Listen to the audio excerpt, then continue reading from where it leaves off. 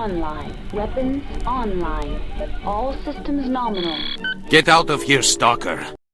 Hello and welcome to today's episode of Mech Reviews. Today we're going to look at a old, reliable mech that's been around since the Reunification War, but has been fairly substantial during the Succession War as well, and is still decently popular even nowadays with the Stalker. It's a weird name for a mech that big and a mech that scary. I'm not sure where they got the name Stalker from for an 85-ton mech, but still, it does what it's supposed to do, and it's one of those mechs that I actually don't like, and not because I don't like it for its specifications or its qualities. There's issues with it underneath the hood, and it's one of those mechs that I've always had problems fighting. I've lost a number of friends, well, not friends directly, but friends' mechs at least, to Stalkers over the years, and whenever I'm faced with one, I have some issues getting into fights with it because it actually is a counter to the mechs I would normally use with decent number of long-range weapons and such. So let's get into it. The Stalker is a monster from the Reunification War era. When we look at the War of Star League aggression, it lasted from 2577 to 2597. It's not the longest war on record, but it was really devastating to the periphery and many of the Inner Sphere substate or Inner Sphere minor houses in a way. A lot of people got browbeaten into submission during that period. It was, however, a time of massive expansion of battle mech technology, with many designs that we now take for granted being first deployed in that region, or modernized in that era as well, to the standards that we know them mostly for. Even, a lot of mechs started over in that period and got in an upgrade in the 3050s, but it was an upgrade to an existing design using more modern technology. Those standards have a reason to exist, and we remember them from. Here we've got a Shadowhawk and a Pillager. The Pillager a little bit less known, as it was one of those weird unicorn mech for a while. Shadowhawk probably being one of the most well-known and popular mech, at least in popular culture, if you look at various treaty codes and stories. The basic element of designs and basic information started coming out at that point to cement the role of battle mechs on battlefields, leading to things like this should be a cavalry mech, this should be an assault mech made for siege breaking, this should be this should be that, and the Stalker comes into that whole period of time here. The Stalker was given the role of Juggernaut from the start, which is now a role that is looked at being able to put out a massive amount of firepower while taking a hell of a beating and remaining on the field as long as possible. Your Stalker was released in 2594 by Triad Technologies. It's a corporation that didn't really survive the fall of the Star League. The idea of the Stalker was so good that a whole lot of people bought the rights to build it. Mainly Irian Battle Mechs in the Free Worlds League and Defiance Industries in the Federated Commonwealth, with Irian building far more of them in the long run. Pilots really learned to fear the Stalker, but techs also have a bad experience with it, as the skeleton in most Stalker is not as good as you would want it to be. During the Succession War, a lot of those 85-ton mechs turned out to be, closer to 75 tons, let's say, because there wasn't enough tools and enough techs to really fix the internals when they were getting damaged because of how they're set up. It's an odd situation, I would say, because it shouldn't be complex to repair, but it ends up being complex. With the rediscovery of the L memory core and the more modern Stalkers, the issue is much alleviated, and nowadays we don't have as much issues fixing those things when they come into the shop. The Stalker is far from the most mobile machine in the Star League arsenal. It's got a top speed of about 54 kilometers per hour, which is powered by a Strand 255 fusion engine. It's an odd engine, not a very common one, but it's meant to be fit in that special housing, which is horizontal rather than vertical. It kind of makes sense.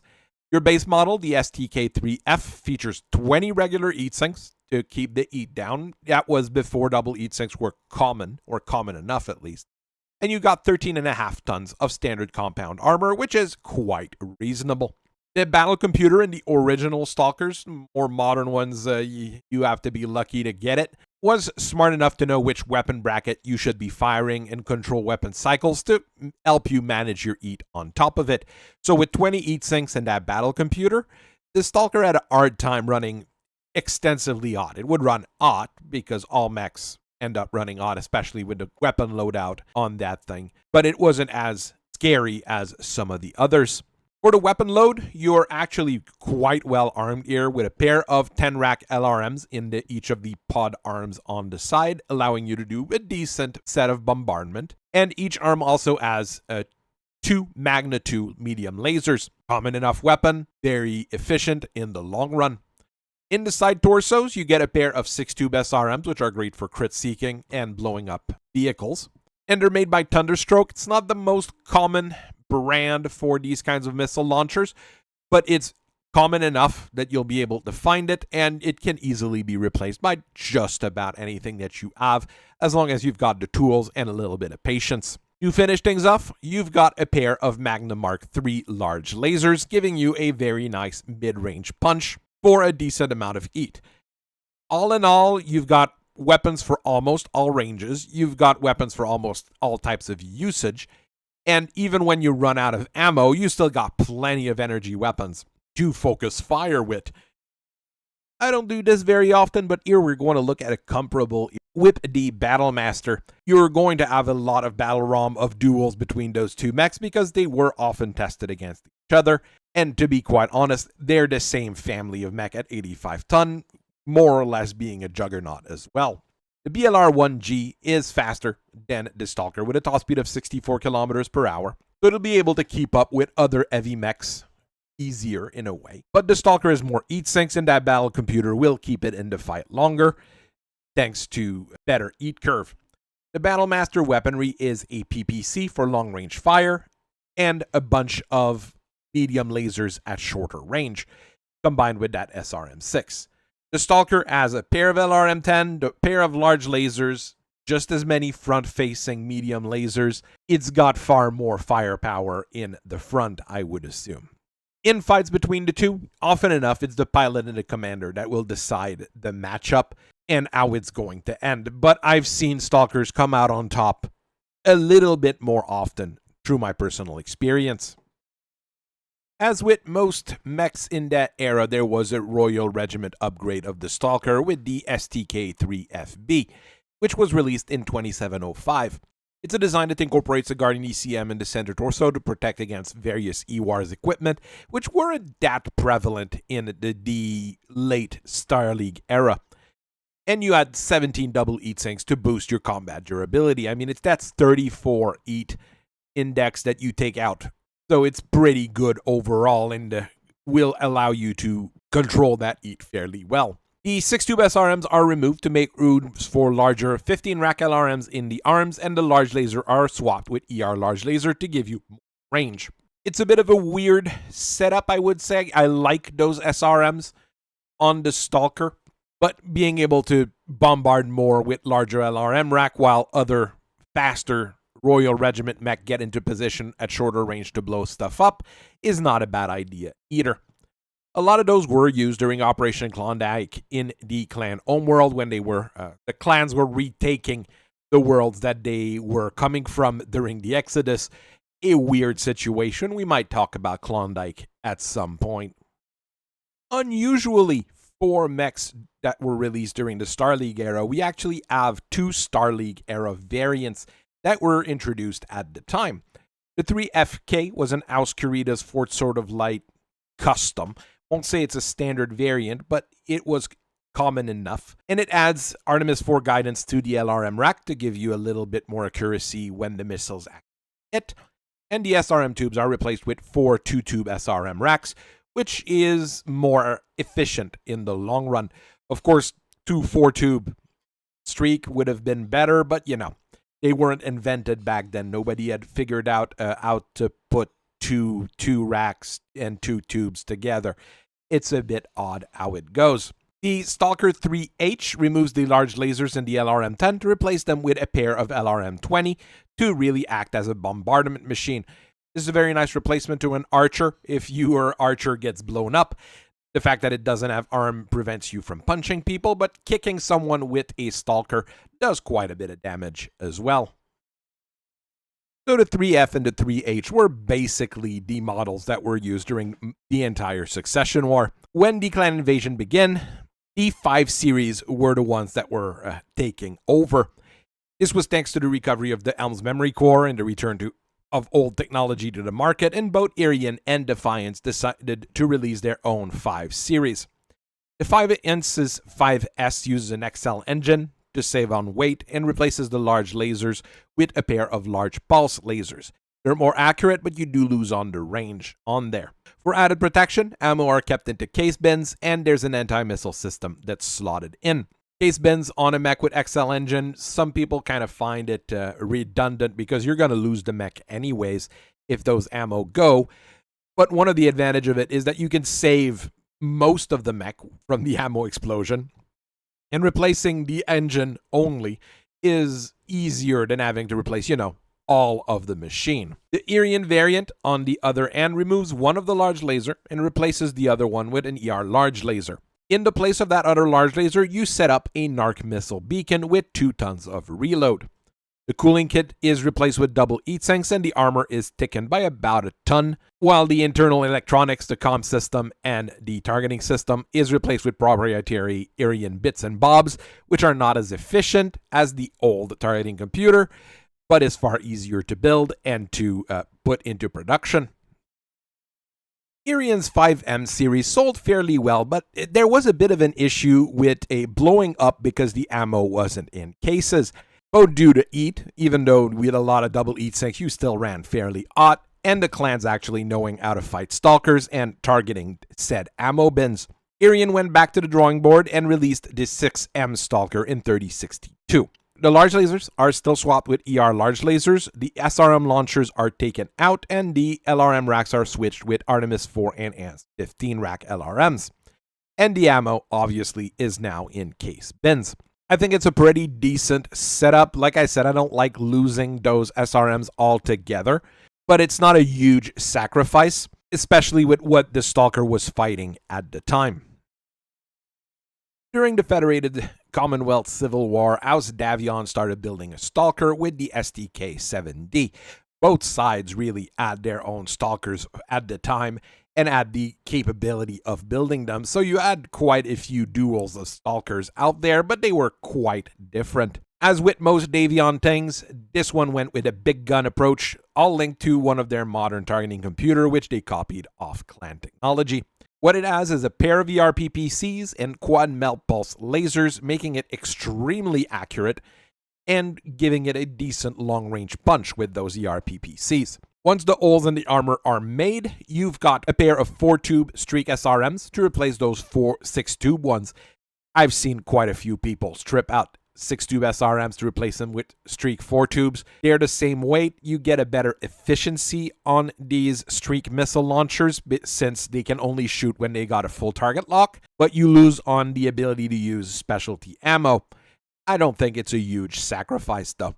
You get an extra small laser in the end because there's room for it, but I would probably have just put a little bit more armor, but that's just me. It's very different from any other Stalker, but it's a quite efficient little machine. On the Lyran side of the border, the new Stalker that came out was the STK-8S, which used one of their brand new light engine to save a little bit on weight, and not being as dangerous as having an XL engine in. Weapons, once again, are rather different than an average Stalker, with a pair of ERPPC, a pair of medium pulse lasers, and a pair of ER medium lasers, which gives you a nice engagement bracket, and all of those guns can be fired either at very, very close range as well, since ERPPs don't have a minimum range. But since Stalkers shouldn't have any missiles, what the Lyrans also did was stick a heavy Gauss rifle on it, because that's another thing they were starting to build and really liked. Again, a completely different take on the original Stalker, but one that's quite functional, and I don't think is as popular as the others, however. If I see any come into the shop, I'm still happy, because that light engine is pretty easy to work on. The next step in the Stalker evolution was the Stalker Mark II, which is something fairly new from Irian that they started building right after Grey Monday, using some of the most advanced technology available. The fancy bits really on there is the torso-mounted cockpit and compact gyro, which allows it to be a little bit more resilient to its in a way. I kind of enjoy that kind of combo, but what makes it really resilient is 27 tons of Arden compound armor, which even though it gives you tons of armor, it does slow you down a little bit. You can go 43 kilometers per hour instead of the 54 you normally could with the 255 engine that's in it. All the ammos are also encased in case 2, so if it blows out the back. This is one of the most survivable machine out there, I would say. 27 tons of armor is simply immense. 4 weapons, which you have is 8 medium lasers, all linked to a targeting computer, which is pretty decent, but it will likely overwhelm your 10 double heat sinks, which is weird since the original Stalker had more heat sinks, but that's how they set this one up. For long-range fire, you have a pair of 10-rack extended range LRM launchers, which I totally ate because 15-rack LRMs exist and they're actually much better. Honestly, not a fan of those extended range LRMs. They're too heavy for what they do. Planned missile launchers are fairly common nowadays, and even decently equipped and decently available regular LRM launchers are available. Of course, they probably wanted to use it as a test bed for the weapon. And nowadays we have the Stalker 2-2. That's what I would like to call this thing, the STF-9F, which is really recent, came out in 3142. It's closer to the base model. It uses a light engine and a regular end-mounted cockpit, but it still carries that Arden armor the previous Stalker 2 used. The missile launchers are all replaced with clan-grade weapons, which are lighter, so 2 10-rack LRM and 2 6-tube SRMs. And they're supported by a pair of clan large pulse lasers, which are very devastating, and it gives this particular Stalker a very nice punch at more or less the same range the original had. You also get 4 standard grade medium lasers on there, which are perfectly functional weapons. As an added bonus, you get a targeting computer on all of the lasers, giving you very good accuracy, and to help you with detection, you get a light active probe as well.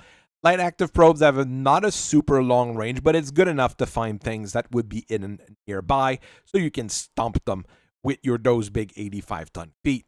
It's set up so you are fairly accurate, but since it has that Arden armor, no arms to help it get back up, if it falls on its butt, it is going to have a hard time getting back up unless someone helps it. So here's the real weakness of those two Stalker 2 series. With the few bad experiences I had with Stalker, I'm always wary when I see one, and I've really been on the receiving end of Stalkers far more than on the giving end of them. Fighting Stalker has always really been a problem for me. They cover the ranges that I'm used to fighting in and fighting well in, and they're very good machines in that position as well. As far as tech work goes, we still have a bad experience with the skeleton. On some of them, the wear and tear on them goes really quickly. You have to work extra hard to keep them going.